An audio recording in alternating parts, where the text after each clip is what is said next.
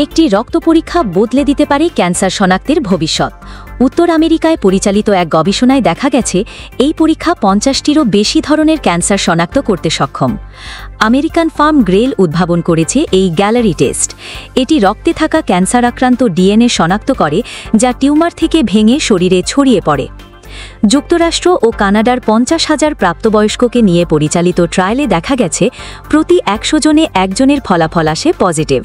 এদের মধ্যে 62% ক্ষেত্রে পরবর্তীতে ক্যান্সার নিশ্চিত হয়। সবচেয়ে গুরুত্বপূর্ণ বিষয়, এই পরীক্ষায় অর্ধেকেরও বেশি ক্যান্সার ধরা পড়েছে প্রাথমিক পর্যায়ে, যে সময় চিকিৎসা সহজ ও নিরাময়ের সম্ভাবনা সবচেয়ে বেশি। এই টেস্ট শনাক্ত করেছে এমন অনেক ক্যান্সার যেগুলোর জন্য কোনো স্ক্রিনিং প্রোগ্রামই নেই, যেমন ডিম্বাশয়, লিভার, পাকস্থলী ও অগ্ন্যাশয়ের ক্যান্সার। এমনকি 90% ক্ষেত্রেই পরীক্ষাটি সঠিকভাবে ক্যান্সারের উৎসও নির্ধারণ করেছে। গবেষকরা বলছেন এটি ক্যান্সার শনাক্তের পদ্ধতিতে এক মৌলিক পরিবর্তনের সূচনা। তবে বিশেষজ্ঞদের মতে মৃত্যুহার কমাতে পারে কিনা তা জানতে আরও প্রমাণ প্রয়োজন। বর্তমানে যুক্তরাষ্ট্রের NHS এই টেস্ট চালাচ্ছে পরীক্ষামূলকভাবে।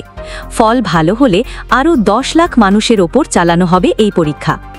বিশেষজ্ঞদের আশা, আগামী দিনে এই রক্ত পরীক্ষা হয়ে উঠতে পারে ক্যান্সার শনাক্তের নতুন দিগন্ত।